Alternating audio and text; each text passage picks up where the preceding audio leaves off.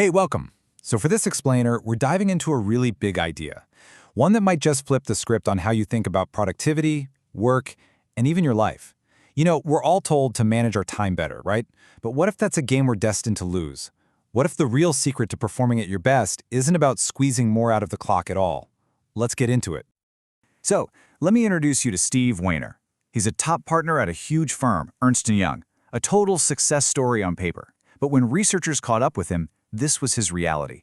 We're talking 12 to 14-hour days, just feeling completely drained all the time. He couldn't connect with his family, which of course left him feeling guilty. He was just running on fumes, and his only solution was to throw more time at the problem. I have a feeling that story might sound a little too familiar for some of you, right? That feeling of being always on, where the demands just pile up and never stop, pushing you closer and closer to the edge? It's kind of the unspoken reality of the modern workplace. All right, so how do we break out of this? Here's our game plan. First, we're going to pick apart this whole burnout trap. Then, we'll get to the main event, looking at energy as something you can actually renew. We'll explore the four sources that power us. After that, we'll look at some cold, hard proof that this stuff actually works. And we'll wrap up with a vision for a whole new deal at work. Okay, first up, the burnout trap. The root of the problem is actually pretty simple. We've been taught to treat time like it's the most important thing. So when demands go up, what do? We work longer. But here's the thing. That is a battle you can't win. You only get 24 hours in a day. Period. It's a finite resource, so that strategy is always going to lead to one place: exhaustion and burnout. So, if trying to beat the clock is a losing game, then what's the move? Well, this is the big aha moment. What if we've been focused on the wrong thing this whole time? The real key, the game changer, is to manage your energy. Because unlike time, your energy is actually renewable. It's your real capacity to get things done, and it's something you can build up and refill, systematically. And this slide really says it all, doesn't it? Looking at them side by side just reframes everything. Time is always running out. Trying to make more is, well, a losing battle. But energy? It's something you can renew, something you can even expand. And that is the actual key to performing at a high level over the long haul. Okay, great idea, but how do you actually do it? The secret sauce is building what are called rituals. Now, these aren't just habits. These are specific things you do on a schedule with a clear purpose. The goal is to make them so automatic, so second nature, that they start rebuilding your energy without you even having to think about it. It's like building muscle memory for renewal. So, to build the right rituals, we first got to know where our energy actually comes from. Research shows there are four main sources, four well springs of personal energy.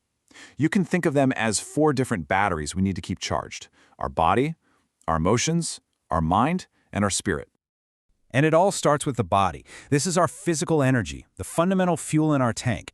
It's pretty simple. When we're running on no sleep, bad food, and zero rest, our ability to focus, to manage our emotions, it just tanks. If this wellspring is dry, nothing else really works. Building rituals here is pretty straightforward. It's the stuff we all know we should do, right? Getting enough sleep, eating regularly to keep your blood sugar stable, taking short breaks every hour and a half to align with your body's natural rhythms. And this isn't just theory. A VP at Wachovia named Gary Farrow did this. He lost 50 pounds and realized he was just as sharp at 5 p.m. as he was at 8 a.m. Okay, next up, our emotions. This isn't about the amount of energy you have, but the quality of it. Under constant pressure, it's so easy to slip into that fight or flight mode. Feeling irritable, anxious, impatient. And those negative emotions, they are a massive energy leak. They just poison your performance. The rituals for this can be incredibly simple, but so powerful. Just taking a single, deep breath can literally turn off that fight or flight alarm in your brain. Or here's a great one. Regularly tell people what you appreciate about them. That fuels positive energy in you and them. Take Fujio Nishida, the president of Sony Europe. He had a cigarette habit tied to stress. He replaced it with a simple breathing ritual, and the craving just vanished. A tiny change with a huge impact. Our third energy wellspring is the mind, and this is all about focus.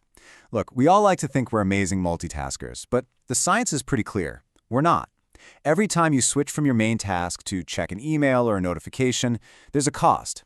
That little switching time can tack on an extra 25% to how long it takes to finish what you were originally doing. So the rituals here are all about defending your focus.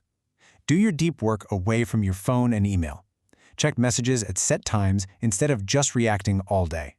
Dan Cluna, another guy at Wachovia, started going to an empty conference room to write his reports. The result? He now gets them done in a third of the time. And finally, we get to the human spirit. This is the big one. This is the energy that comes from meaning and purpose. When what you do every day lines up with what you deeply value, it gives you this incredible source of motivation. The problem is, the crazy pace of work today often creates this huge gap between what we say is important and how we actually spend our energy. So the rituals here are about closing that gap. It's about figuring out your sweet spot, the things you're great at and love to do, and then finding ways to do more of them. It's about blocking out sacred time for family, for your health. There was another partner at E&Y, Jonathan Ansbacher, who totally re-energized himself just by asking one question. What do you want to be remembered for? That led him to build rituals around being present for his kids. Okay, I know what you might be thinking. This all sounds nice, maybe a little soft skillsy, but does focusing on your energy actually work in the real world? Does it show up on the bottom line? Well, let's look at the actual proof from that study at Wachovia Bank. So the researchers took one group of employees and trained them in all these energy management principles. Then they compared their performance against a control group that didn't get the training. The results were not subtle. The group that managed their energy saw their loan revenues grow 13 percentage points higher than the other group. And this chart really drives it home. This isn't just about feeling less stressed. It's about a direct financial payoff. And look, the difference in deposit revenues was even bigger, a 20 percentage point advantage for the energy-trained group. This is hard proof that when companies invest in their people's energy, it shows up in the numbers. And all of this leads to a pretty radical conclusion. If energy, not time, is the real driver of performance, then the old, unspoken rules between companies and employees are completely broken. We need a new contract. Think about the old deal, right? The company tries to squeeze as much work out of you as possible, and you try to get as much as you can from them. It's a system that just depletes everyone. But this new contract is a total win-win.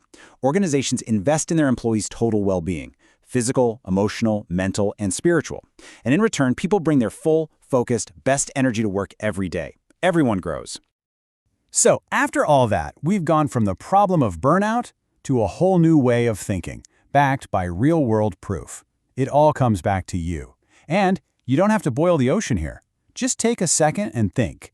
What is the one most important ritual you can start tomorrow to begin refilling your tank?